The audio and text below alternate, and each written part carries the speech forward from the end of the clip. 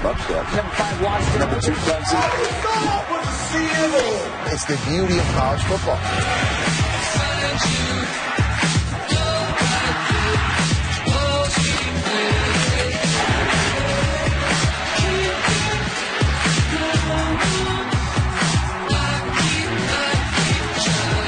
Jake Olsen is legally blind. Olsen on the field for his first career snap. A fantastic moment.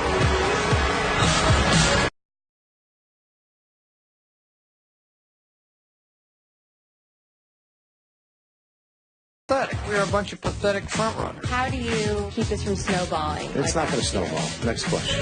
All that stuff you write about how good we are, like rat poison. Give nothing and take everything. All we have to do is stick together. That's right.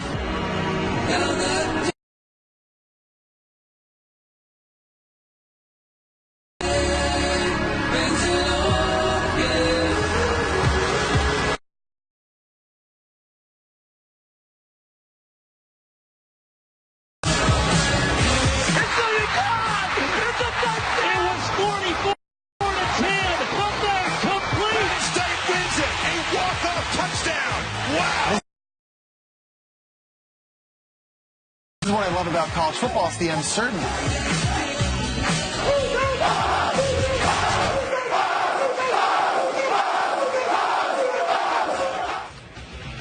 And this is the first half of the season encapsulated.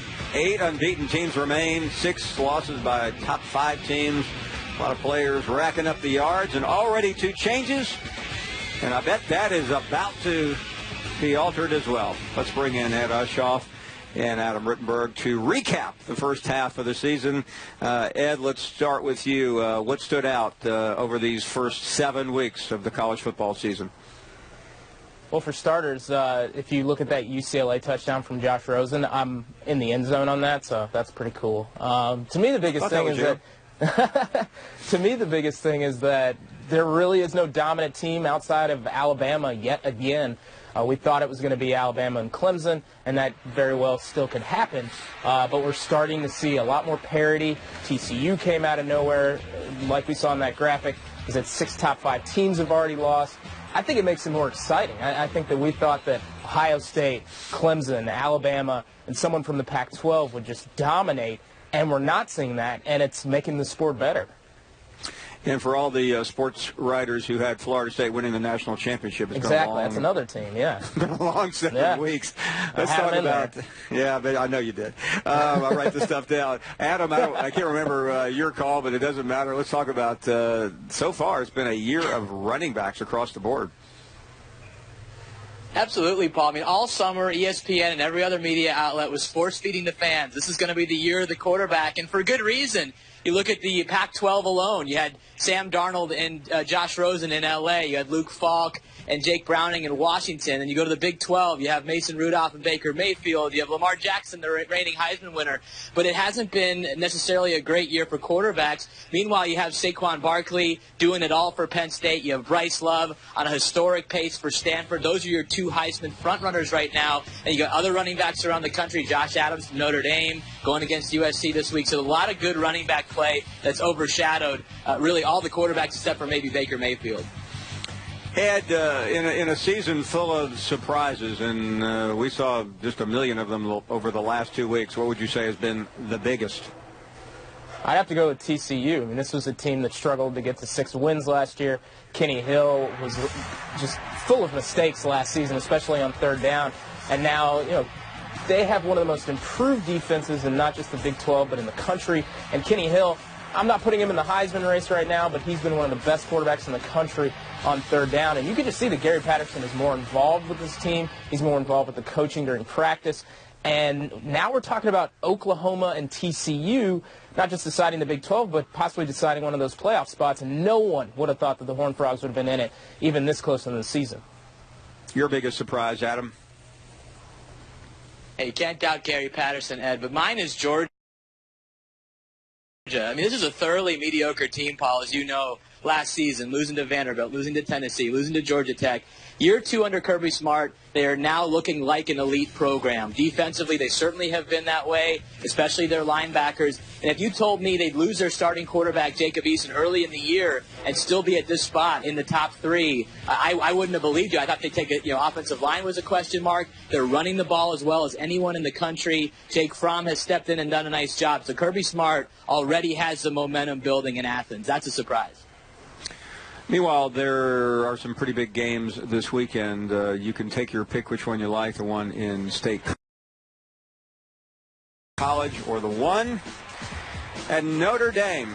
SC and Notre Dame, one of the storied rivalries in college football history. The FDI really likes Notre Dame after that Georgia loss. No one would have given them much of a chance, but here's where it gets interesting. You have SC, NC State, Wake, and Miami. A couple of months ago, they all looked losable. Now they are all projected to be winnable, except at Miami. Let's talk to the guys about that. Ed, let's look ahead to Saturday. What do you see happening in South Bend? Well, I can tell you that the USC players know that they're not favored, and they're really excited about that. Sam Darnold was laughing when he said that, or when he was asked about, Notre Dame being the favorite team coming into this one, and he was like, "Oh, we just beat Utah, and that was a pretty good win, but no one's really going to talk about it." And he's actually been playing well when he's outside of the pocket, and that's going to be something that'll be interesting to see with Notre Dame's defense.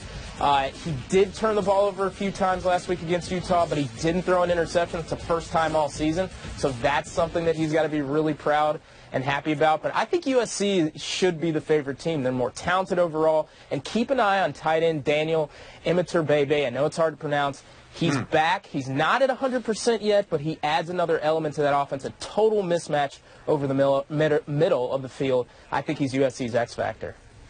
We've talked about Sam Darnold. Let's talk about Brandon Wimbush. Adam, your thoughts on the Notre Dame quarterback? There have been some issues health-wise, injury-wise with him. What do you see with him, and what does he have to do to win this game for Notre Dame? Well, Paul, Brian Kelly said that Brandon Wimbush is 100%. He missed the North Carolina game with that foot injury, but the bye week, everything in the schedule here, fact favors Notre Dame, getting Brandon Wimbush back to full health. I mean, he's part of this running attack, guys. It's averaging nearly 7 yards a carry, and that's been his strength. Leads the team with 8 rushing touchdowns. The concern with Brandon Wimbush is, can he throw the ball consistently enough to beat a team like USC? Only 52% completions. I know the coaches there want to see improvement from him with his arm. They have some receivers. They have some tight ends. But he's got to improve as a passer, I think, to beat Sam Darnold and the Trojans. Okay, guys, next week, by this time, we'll finally have something real to talk about. We'll have the first 4 of the playoff committee. You guys act like you're on the committee. Hard to imagine either one of you ever getting on the committee. But what about it? Let's start with you, I did the Adam. mock earlier. Congratulations. I just think it's going to be fascinating to see. Yeah, my top 4 right now in the ESPN Power Rankings that I put together is Alabama 1, Penn State 2, Georgia 3, and TCU, which Ed mentioned at 4. Really impressive resume for TCU with the win against Oklahoma State. They have some big games upcoming. Georgia, very impressive resume as well with the win at Notre Dame, coupled with some SEC wins. So those are my top 4. But, again, I don't think 2 SEC teams ultimately get in. I think it's going to be 4 either conference champions or Notre Dame maybe squeaking in there. But fascinated to see how the committee is evaluating some of these teams. Even a team like Penn State, if they beat Michigan, that's going to be their only signature win. So where does the committee put them? Yeah, Ed, by the way, I'm in such a hurry to get there. It's actually not next week. It's 2 weeks from last night on Halloween night of all nights. Can you imagine dressing up like Bill Hancock? So your top 4. Coming out of the weekend, I had Alabama, Penn State, TCU, and Georgia. Even though I think that if Georgia runs the table and only loses to Alabama or vice versa, Alabama loses to Georgia, I think both those teams get in. It will be interesting to see, though, what the committee looks at for those 2 teams when it comes to non-conference games with Florida State falling, and Notre Dame is now a huge win for Georgia. So I think that gives them an advantage over maybe a one-loss conference winner, maybe in the ACC or even the Pac-12. And let me follow up on that. Can you hold it against Alabama that they played Florida State in a 1-3 matchup. It's the biggest game of all time to start a season, and now Florida State has imploded. Is that fair?